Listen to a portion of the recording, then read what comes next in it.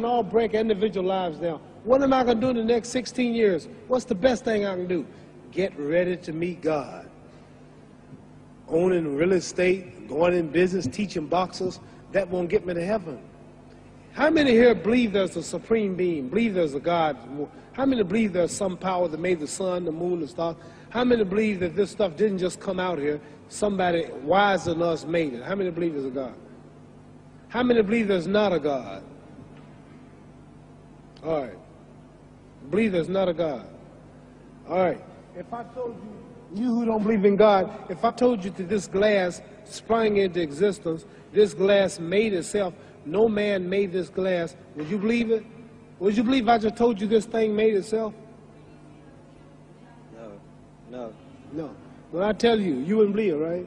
No, somebody's doubting it, yeah, so I'm giving you the answer. That's she wouldn't believe it. If I told her this television station popped into existence, it just, no man made it, you said Muhammad Ali's crazy. All right. Well, if this glass can't make itself, if I told you those clothes you have on wove themselves, nobody created them, those clothes made themselves, you wouldn't believe it. But if your clothes didn't make itself, if that glass couldn't make itself, if this building didn't make itself, then how did the moon get out there? How did the stars and Jupiter, Neptune and Mars and the sun, how did nature, how did all this come here if didn't know why is something planning to make it? So what I'm saying is, I believe that we're going to be judged. Should a man like Hitler kill all the Jews and get away with it? Somebody should punish him. Maybe he get it, don't get it now, he get it when he died. In hell for eternity. So what I'm going to do when I get out of boxing is to get myself ready to meet God, because my plane might blow up. Don't planes blow up in this country sometime and crash? Don't people die every day? Not every day. It's a scary thing to think that I'm going to hell to burn eternally forever. So what am I going to do? The reason I'm taking I'm explaining what you asked me a question. You ask me questions I can't just answer like that.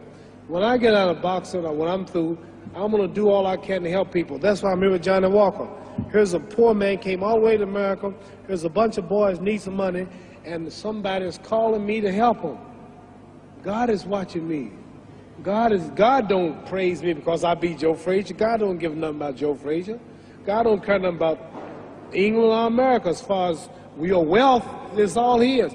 He wants to know, how do we treat each other? How do we help each other? So I'm going to dedicate my life to using my name and popularity, helping charities, helping people, uniting people, bring people bumming each other because of religious beliefs. We need somebody in the world to help us make peace. So when I die, if there's a heaven, I want to see it. Because we live how long? 80 years?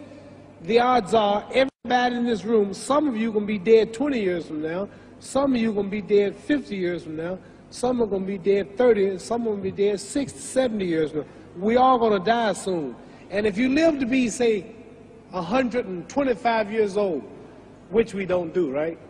Let's say we live to be 250, and you can have sex for 145 of those years. You're going to come to the end after that. So we don't have but about 80 years on earth. This is a test to see where will we spend our life in heaven and hell. This is not the life now. Your real self is inside you. Your body gets old. Some of you go to look at the fridge, you don't have no teeth. Your hair is leaving you. Your bodies get tired. But your soul and your spirit never die.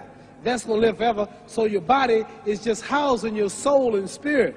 So God is testing us on how we treat each other, how we live, to see where our real home be in heaven. So this physical stuff don't last for so long. So my car, this building is going to be here when the man who built it dead. There have been many kings and queens of England. They're all dead. After this one is gone, another one will come. So we don't stay here. We're just trustees. We don't own nothing.